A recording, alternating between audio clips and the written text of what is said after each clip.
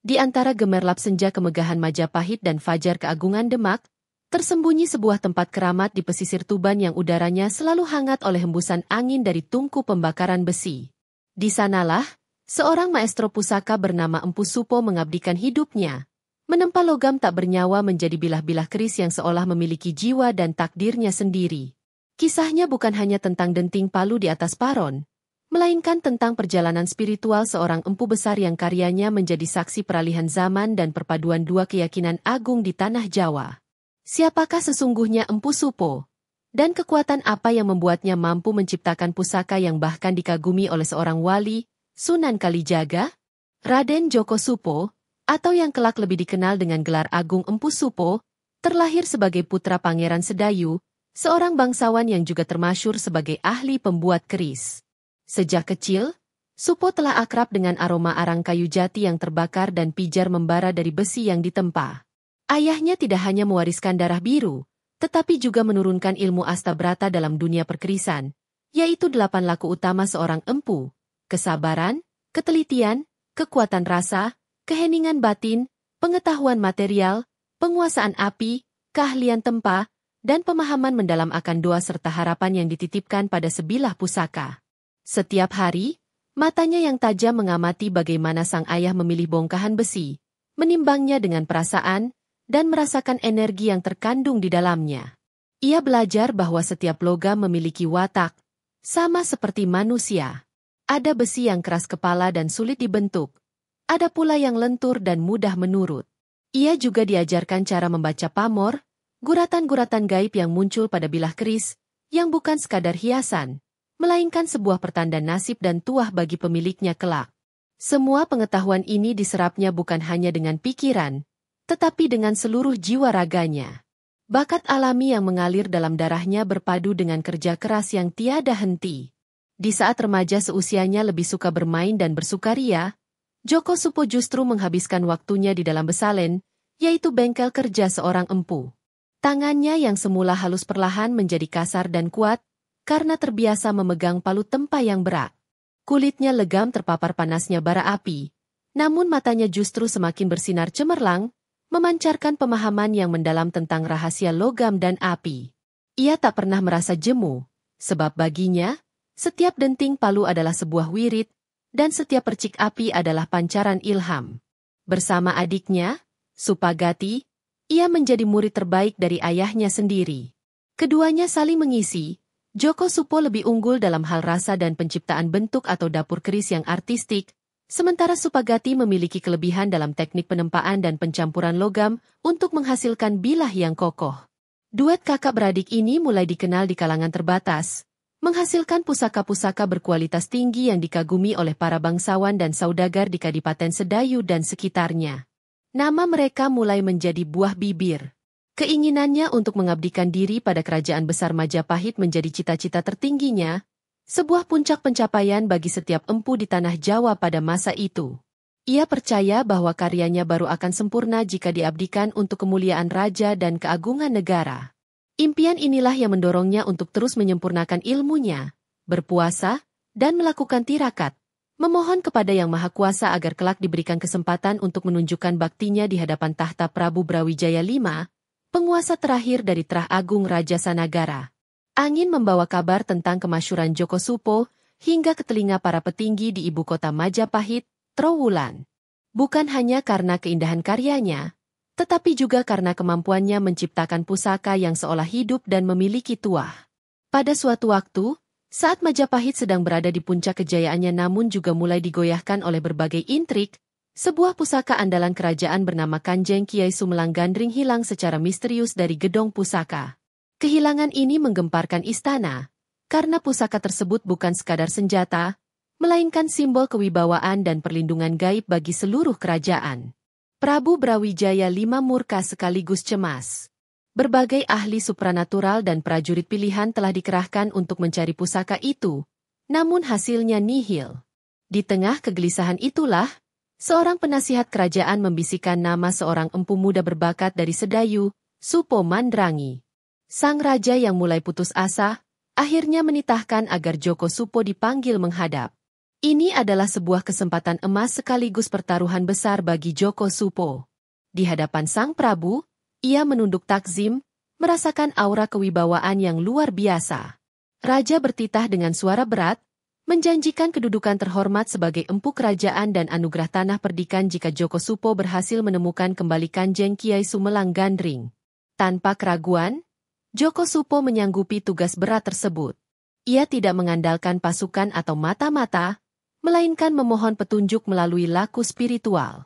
Selama berhari-hari ia bersemedi, menajamkan mata batinnya, dan menyatukan rasanya dengan energi pusaka yang hilang itu. Ia percaya bahwa setiap pusaka memiliki ikatan batin dengan empu pembuatnya dan tanah tempatnya berasal.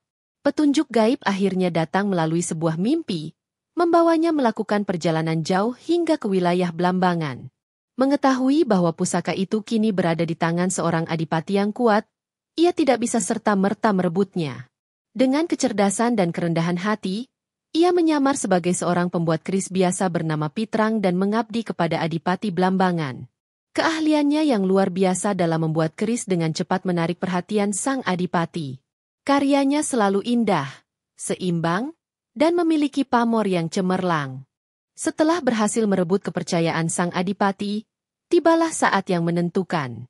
Adipati tersebut memintanya membuat duplikat dari keris lurus kebanggaannya. Saat melihat keris itu, hati Joko Supo bergetar. Ia langsung mengenali pusaka itu sebagai Kanjeng Kiai Sumelang Gandring milik Majapahit. Dengan cerdik, ia menyanggupi namun meminta syarat untuk bekerja sendirian di dalam Besalen selama 40 hari tanpa diganggu. Di dalam kesunyian itu, ia tidak hanya membuat satu, tetapi dua duplikat yang sangat mirip, lalu dengan hati-hati membawa lari pusaka yang asli untuk dikembalikan ke Majapahit. Keberhasilannya ini tidak hanya menyelamatkan kehormatan kerajaan, tetapi juga melambungkan namanya sebagai empu pilihan. Seiring berjalannya waktu, kekuasaan Majapahit mulai meredup. Pengaruh ajaran baru yang dibawa oleh para wali mulai menyebar luas di tanah Jawa, membawa serta angin perubahan. Empu Supo, yang saat itu telah menjadi empu agung kerajaan, merasakan getaran zaman yang sedang berganti. Hatinya yang terbiasa peka terhadap energi alam, merasakan pula adanya kekuatan spiritual baru yang damai namun sangat kuat. Keyakinan Hindu yang dianutnya sejak lahir mulai terusik oleh pertanyaan-pertanyaan mendalam tentang makna hidup dan sangkan Paraning Dumadi, asal dan tujuan hidup. Di tengah kegelisahan batinnya, takdir mempertemukannya dengan salah satu anggota Wali Songo yang paling karismatik dan bijaksana, Sunan Kalijaga. Pertemuan itu bukanlah sebuah kebetulan, melainkan sebuah jalan yang telah digariskan. Sunan Kalijaga, dengan pendekatannya yang luwes dan mampu menyatu dengan budaya lokal, sering berdiskusi dengan para seniman, budayawan, dan bahkan para empu. Beliau melihat bahwa keahlian Empu Supo bukan sekadar keterampilan tangan, tetapi sebuah anugerah spiritual yang bisa diarahkan untuk kebaikan yang lebih besar. Dialog demi dialog terjadi di antara keduanya. Sunan Kalijaga tidak serta-merta menyuruh Empu Supo meninggalkan keyakinan lamanya. Sebaliknya, beliau mengajak Empu Supo berdiskusi tentang falsafah di balik penciptaan. Beliau menjelaskan bahwa besi, api, air, dan angin yang menjadi unsur utama dalam pembuatan keris adalah manifestasi dari kekuasaan Allah yang Maha Esa.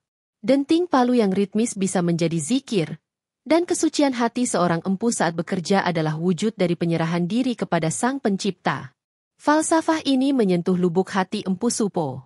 Empu Supo, yang terbiasa memahami dunia melalui rasa dan simbol, menemukan keselarasan antara ajaran lamanya dengan kebijaksanaan Islam yang disampaikan oleh Sunan Kalijaga. Ia melihat bahwa konsep Manunggaling Kawula Gusti yang dikenalnya dalam spiritualitas Jawa, memiliki benang merah dengan konsep tauhid dalam Islam. Puncaknya, setelah melalui perenungan panjang dan dialog intensif, dengan hati yang mantap dan ikhlas, Empu Supo memutuskan untuk memeluk agama Islam di bawah bimbingan langsung Sunan Kalijaga. Peristiwa ini menjadi titik balik dalam hidup dan karyanya. Ia tidak meninggalkan ilmunya sebagai empu, justru ia menyempurnakannya dengan nilai-nilai spiritualitas Islam. Kelak, ikatan di antara keduanya semakin erat ketika Empu Supo menikah dengan adik kandung Sunan Kalijaga, Dewi Rasawulan. Hubungan guru-murid kini berubah menjadi hubungan kekeluargaan, menyatukan dua kekuatan besar, kebijaksanaan seorang wali dan kejeniusan seorang Empu Agung. Setelah menjadi murid dan sekaligus kerabat Sunan Kalijaga, Empu Supo menerima sebuah ujian yang akan membuktikan tingkat keimanan dan kepasrahannya. Suatu hari, Sunan Kalijaga memanggilnya dan berkata bahwa beliau ingin dibuatkan sebuah coten sembelih, sejenis pisau sederhana yang biasa digunakan oleh pemuka agama untuk menyembelih hewan kurban. Sebagai bahannya, Sunan Kalijaga hanya memberikan segumpal besi sebesar biji asam Jawa. Empu Supo terkejut bukan kepalang. Sebagai seorang empu berpengalaman, ia tahu persis bahwa bahan sekecil itu mustahil untuk dibuat menjadi sebilah pisau sekalipun. Namun, ia merasakan ada yang aneh dengan gumpalan besi itu.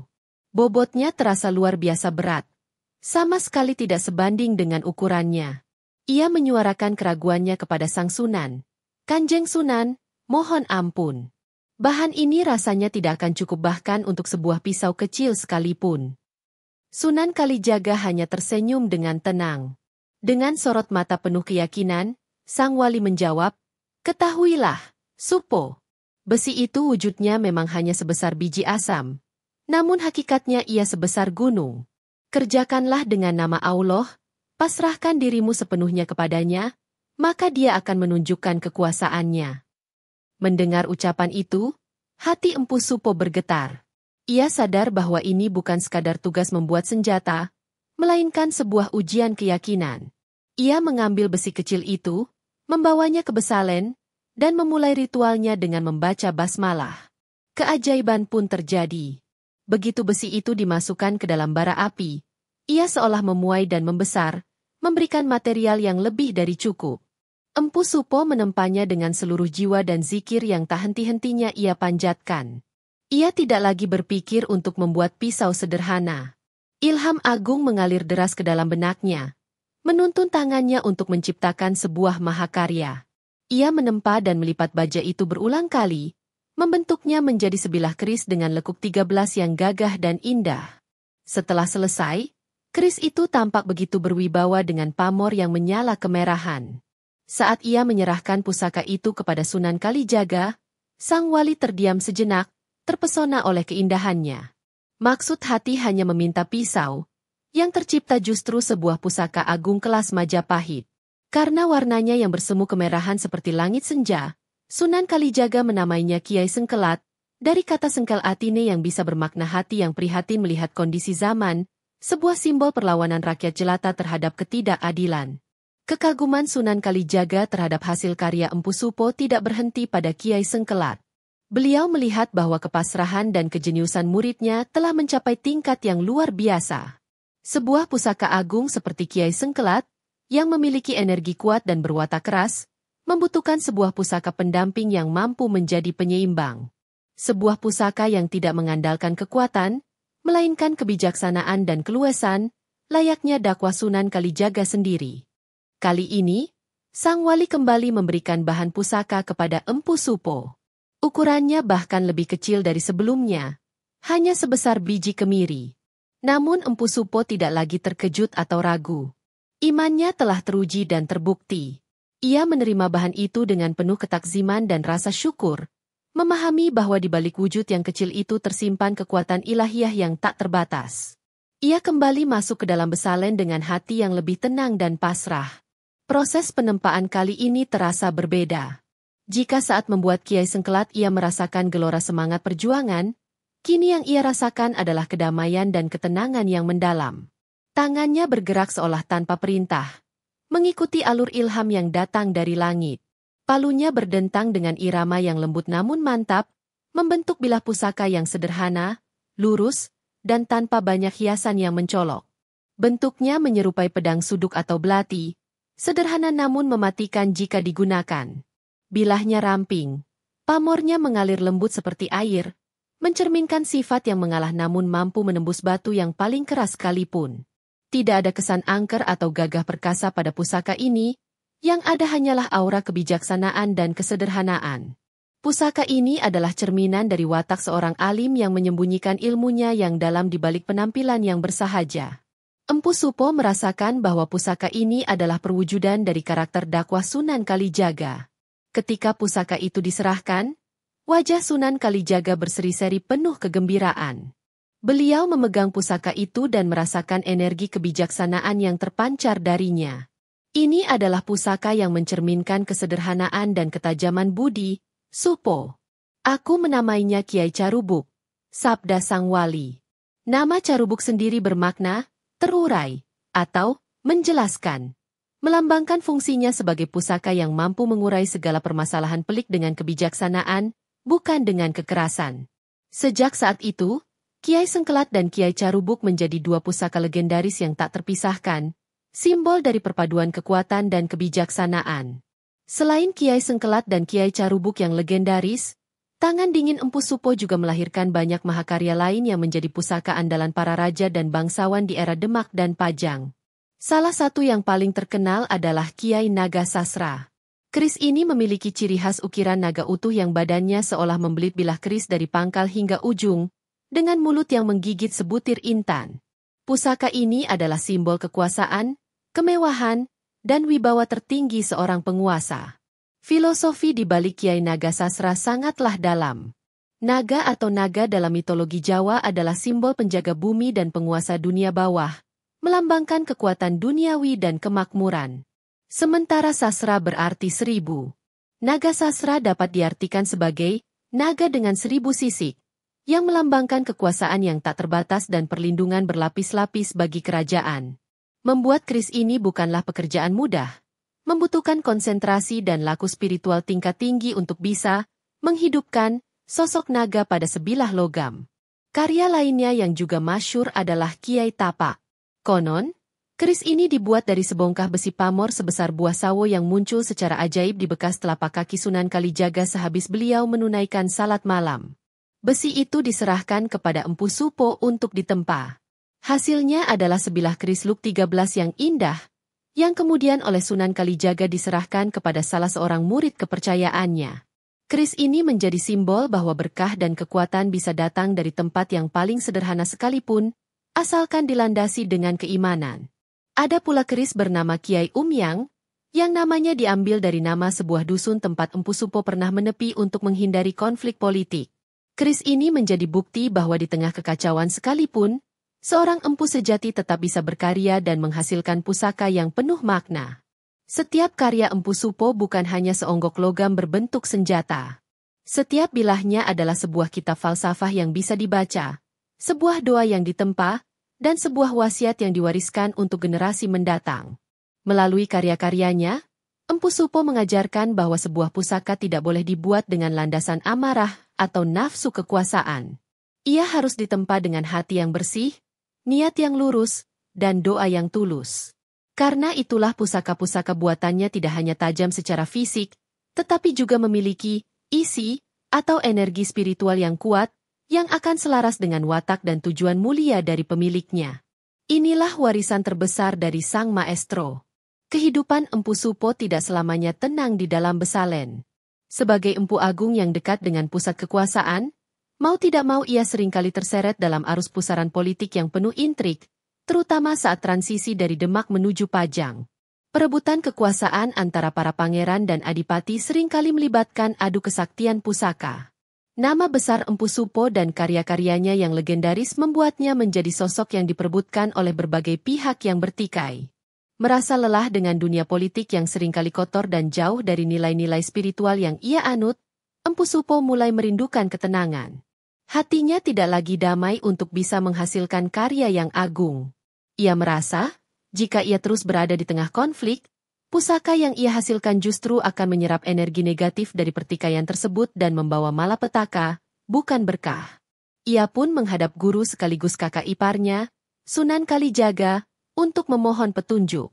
Sunan Kalijaga, dengan kebijaksanaannya, memahami kegundahan hati muridnya.